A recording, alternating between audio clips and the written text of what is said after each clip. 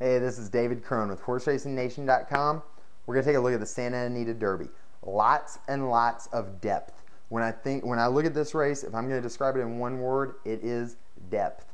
There are 10 horses in this field. All 10 of them are legitimate racehorses. You have 5 graded stakes winners in here. You also have 5 horses in HorseRacingNation.com's Derby Power Rankings, starting with number 2, Lookin at Lucky. Then you got the 9th ranked horse, Sidney's Candy. Number 10 is Caracortado.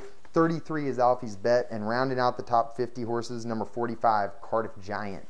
So it's a really good field. When you look at this race, when you start breaking down the pace, Sidney's Candy is a speed horse. Got the dream trip in the San Vicente, or in the San Felipe. I do not think he's going to get that trip here. You've got Who's Up, who is going to go with him. Who's Up's off the big layoff. I don't love this horse's chances at winning, but he's definitely going to be a factor early. Then you've also got Skip Shot. You've got Cardiff Giant. These horses all have speed. It should get fairly hot early. Even though you saw Sidney's Candy go 48-2 last time, I think this horse is going to probably have to go a 47-3 type number here to make the lead. And that's going to be a lot quicker. That puts a lot more strain on him. It's going to be a lot more pressured. I think that's going to leave you looking to the closers. Of course, when you look at the closers, Looking at Lucky is going to be at the top of everybody's list.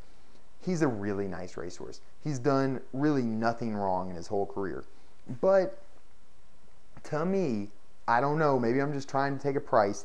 I think Looking at Lucky is vulnerable here. I really like Caracortado. I am a huge Caracortado fan. His race in the Bob Lewis was awesome. He won by a length and 3/4, but it was more than, I mean, he was better than that. He really dominated that field. He came back in the San Felipe where it was just kind of a merry-go-round race. He set in 4th. He made up a little ground and ran 3rd. But if Caracortado had won that race, he'd be being talked about in the same breath as Looking at Lucky. Instead, people are acting like Looking at Lucky towers over this field. And I just don't see that to be the case. I think Caracortado really fits with him. I also think Alphie's Bet ran a huge race in the Sham, and I even kind of like Setsuko out of the Sham.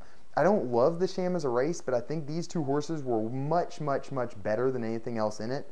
They both made up ground. The real thing with Setsuko to me, though, is Dick Mandela has this horse working up a storm all of a sudden. He went from being 30th of 30 in his works and 47th of 84 to being the fastest horse in the morning in his last 2 works. So, to me, maybe this horse is improving. I think Setsuko is a real long shot with a chance here, but Caracortado is my play. I like Looking at Lucky. I like Alphie's Bet, and Setsuko is going to be the other one. Those are the horses I'd use underneath in exotics, but I'm going to stick with Caracortado on top. It's a great day of racing. The Santa Anita Derby, this is an excellent, excellent race.